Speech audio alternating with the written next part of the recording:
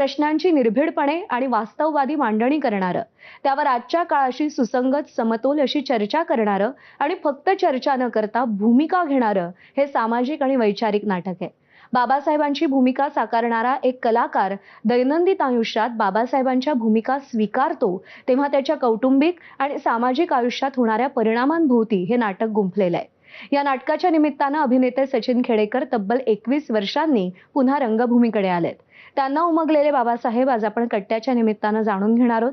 त्याचसोबतच सक्षम नाटककारांच्या सशक्त लेखणीला आपल्या दिग्दर्शकीय कौशल्यातून कायमच न्याय देणारे नाटकाचे दिग्दर्शक चंद्रकांत कुलकर्णी सर आपल्यासोबत आहेत आणि स्वानुभवाच्या आधारावर वैचारिक चौकट मोडून प्रगल्भ होणाऱ्या जाणीवांचा मागोवा घेत या नाटकाचं लिखाण करणारे लेखक क्षितिज पटवर्धन आपल्यासोबत आहेत. या तिघांशीही संवाद साधूया. कट्ट्याला सुरुवात करूया. तिघांचंही स्वागत. नमस्कार. खरं तर मला पहिला प्रश्न कुणाला विचारावा असा प्रश्न पडलाय, कारण आत्ताचा जो काळ आहे या काळामध्ये करमणूक प्रधान हा हा ही वालं असा तो जमाना आहे. तर अशा काळामध्ये असं काहीतरी डोक्याला भुंगा लावणारं, विचार करायला लावणारं नाटक घेऊन यावं असं तुम्हाला का वाटलं असा प्रश्न आहे. खरं तर मुळामध्ये पहिला तर प्रश्न त्या ओघामध्ये क्षितिज तुलाच, की तुला असं का लिहावंसं वाटलं, मग नंतर चंदूकडे येऊ की तुला ते स्टेजवर का आणावंसं वाटलं, आणि मग सचिनकडे आपण. एक तर आधी खूप चांगलं इंट्रोडक्शन केलं त्याबद्दल थँक्यू. खूप छान भूमिकाबद्दल मला ऐकताना खूप छान वाटलं. भूमिका ॲक्च्युली मी एका साधनामध्ये अंकाचं एक टायटल लिहिलं होतं, धाडसाचा कबुली जबाब.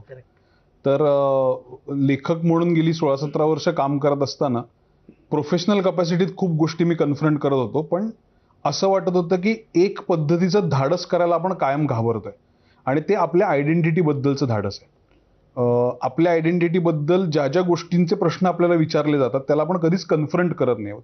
आपण म्हणतो की प्रोफेशनल गोष्टी वेगळ्या असतात, पर्सनल गोष्टी वेगळ्या असतात. पण नंतर असं लक्षात आलं की असं काही वेगळं नसतं पर्सनल आणि प्रोफेशनल. आपण माणूस म्हणून जसे घडत असतो, आपले चॉईसेस, आपले डिसिजन्स या सगळ्यामध्ये कुठेतरी आपल्या पार्श्वभूमीचा एक पगडा असतो आपल्यावर. आणि दुसरी एक महत्त्वाची गोष्ट याच्यात अशी झाली की माझ्या बाबतीमध्ये अशा काही गोष्टी, असे काही अनुभव मला यायला लागले की मला कायम एक टोचणी लागायला लागली की ही एक गोष्ट आहे, जात फॉर एक्झाम्पल ही एक गोष्ट आहे, आरक्षण ही एक गोष्ट आहे, डॉक्टर बाबासाहेब आंबेडकर ही एक गोष्ट आहे. अशा अनेक गोष्टी आहेत ज्या मला सतत एक काहीतरी पुश करतात. पण मी दरवेळेला एका मध्यमवर्गीय सुखवस्तू चौकटीमध्ये आणि घरच्या जबाबदाऱ्यांमुळे आत्ता हे नको असं म्हणत ते पुढे पुढे ढकलत चाललंय, असं मला एक कॉन्स्टंट अनेक वर्ष वाटत होतं. एकदा मी जयंत पवार सर, जे आपल्या सगळ्यांचे आवडते लेखक आहेत आणि त्यांनी खूप इंटरेस्टिंग पद्धतीचं लिहून ठेवलेलं आहे, त्यांनी एका लेखामध्ये ना कोमट कला विश्वासा शब्द वापरला होता. तर मी ज्या क्षणी पेपरमध्ये तो शब्द वाचला ना, तेव्हा मला एक खटकन काहीतरी असं झालं की हे जे म्हणतायत याचा एक अर्थ असा आहे की आपण आपल्या काळाला रिस्पॉन्ड करणं सुद्धा महत्वाचं आहे. आणि ते रिस्पॉन्ड करताना मग आपण हा विचार नाही केला पाहिजे की आपल्यावर किती जबाबदारी आहे, आपण प्रोफेशनली काय काम करतोय, कोणाचं काय नुकसान होईल वगैरे, हे सगळ्या नंतरच्या गोष्टी आहेत. आधी आपण स्वतःला कन्फ्रंट करूया.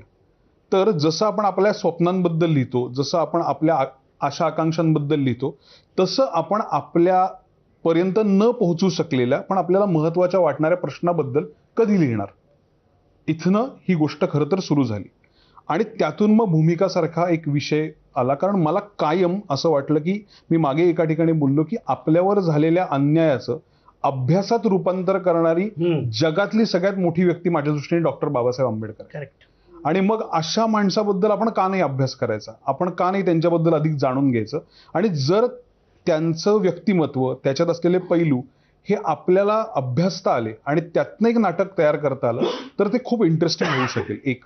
आणि दुसरं, या निमित्ताने स्वतःची जातीय, धार्मिक, मानसिक या सगळ्या पद्धतीची एक पद्धतीची चिकित्सा आपल्याला करता येईल.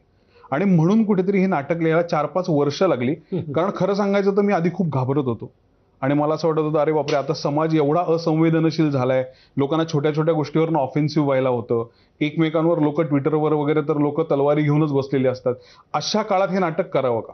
पण मला असं वाटतं की आत्ता भूमिका लिहिल्यानंतर आणि त्याचे 125 शोज आत्ता झाल्यानंतर मला असं वाटतं की ते कुठेतरी समाजातल्या परस्पर सामंजस्याचं प्रतीक झालंय. आणि मला ही खूप आशावादी आणि खूप चांगली गोष्ट वाटते. त्यामुळे एका पद्धतीचं धाडस आपण करावं का नाही, इथून 5 वर्षापूर्वी सुरू झालेला प्रवास हा आता त्या धाडसाला लोक सामंजस्यांनी एक प्रकारचं उत्तर देत आहेत, इथपर्यंत आला आणि माझ्यासाठी खूपच आशादायक गोष्ट आहे. याच्याच पुढे कंटिन्यू करतो की मला फार छान वाटलं की ज्या अर्थी स्वतः दिग्दर्शक असणारा क्षितिज त्यांनी एक लिहिलेलं नाटक, त्यांनी मला सुरुवातीला पहिला अंक वाचून दाखवला होता, पण त्याला ते माझ्यापर्यंत घेऊन यावंसं वाटलं. याचाच अर्थ मी आधी काही केलेल्या चांगल्या नाटकांची ती पुण्याई होती, किंवा ज्या पद्धतीच्या सादरीकरणाकडे, दिग्दर्शनाकडे किंवा नाटक या माध्यमाकडे मी जाणीवपूर्वक बघतो आहे. त्यामुळे मला हे नाटक माझ्यापर्यंत आल्याचा खूप आनंद झाला आणि ज्याला आपण म्हणतो ना की समविचारी मित्रासारखं मला क्षितिजविषयी प्रेम वाटलं, स्नेह वाटला. आणि अंक वाचून त्यांनी दाखवलं, माझ्या लक्षात आलं की जसं त्यांनी या धाडसाचं कबुली जबाब, तर मला त्याच्याविषयीच म्हणायचं आहे की अत्यंत माझ्यापर्यंत येताना त्याच्यामधला टप्पा मी सांगतो की तो अंक संपल्यानंतर असं मला म्हणाला की मी म्हटलं काहीच प्रश्न नाही, उत्तम आहे, तुम्हाला पुढचा अंक कधी वाचून दाखवतोस ते सांग. तर तो म्हणाला मला सर 6-8 महिने कदाचित जास्त लागेल. म्हटलं का, तुझ्या काही आधीच्या कमिटमेंट आहेत का? तर म्हणाला नाही, मी सुरुवात केली या नाटकाला आणि मी जे एखाद्या इमॅजिन करून काही कल्पक अनुभवांपर्यंत इथपर्यंत आणलं त्याचं, आणि त्याचा खरंच पहिल्या अंकाचा पडदा पडण्याचा क्षण हा जवळपास नाटक संपल्याचा फील देतो एवढा तीव्र स्वरूपाचा आहे. ज्यांनी बघितलं आहे त्यांना लक्षात येईल की त्यांनी त्याचं ड्रॅमॅटिक स्टेटमेंट केलं त्याच्या आशयाचं.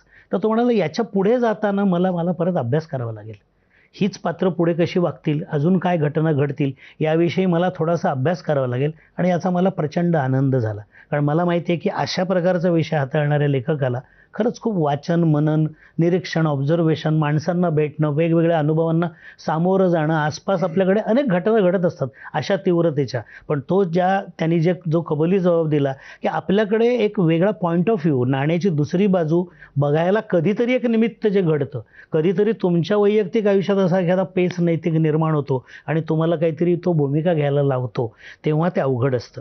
त्यामुळे त्याला आनंदाने तो वेळ दिला आणि त्यांनी फार सुंदर नाटक लिहिलेलं आहे. या नाटकात त्यांनी पूर्वग्रह आणि कन्फर्मेशन बायस याच्यावर फार सुंदर म्हणजे विवेचन केलेलं आहे. त्यांनी त्यासाठी या नाटकाच्या रचनेच्या निमित्ताने जो अभ्यास केला ना, तो मला इतका महत्त्वाचा वाटला की त्यातल्या नाटकातली तीव्रता नाट्यानुभव म्हणून पोचते असं मला वाटतं. आणि आपल्याकडे जसं तुम्ही सुरुवातीला राजूजी म्हणालात की एकीकडे करमणूक प्रधानता अग्रक्रमावर असतेच माणसांच्या, पण आपल्या मराठी रंगभूमीला खूप मोठी परंपरा आहे आशयघन विचार खंडन मंडनाच्या नाटकाची. त्यातलं खूप महत्त्वाचं नाटक, खूप आजचं नाटक, म्हणजे आज जर तुम्ही वर्तमानपत्र उघडलं तर 40 नाटकांच्या जाहिराती आहेत साधारणपणे आत्ता जर तुम्ही बघितलं. त्यातलं बहुचर्चित नाटक हे भूमिका आहे, कारण त्याच्याविषयी तुम्हाला ते बोलायला भाग पाडतं. ते तुम्हाला नुसतंच नाटक बघून तुम्ही गेलात आणि तुमचं पैसा वसुली कन्सेप्ट गेली किंवा माझी करमणूक झाली, माझं हे झालं, याच्यामध्ये न बसता ते तुम्ही जो म्हणाल की भुंगा सोडतो. माणसं म्हणाली की हे नाटक बघण्यापूर्वी आमचं काहीतरी मत होतं, पण आम्ही हे नाटक बघितल्यानंतर आपसात संवाद वाढवला. असं आहे की सचिन 21 वर्षांनी हे नाटक आलं आणि म्हणजे मी तुझं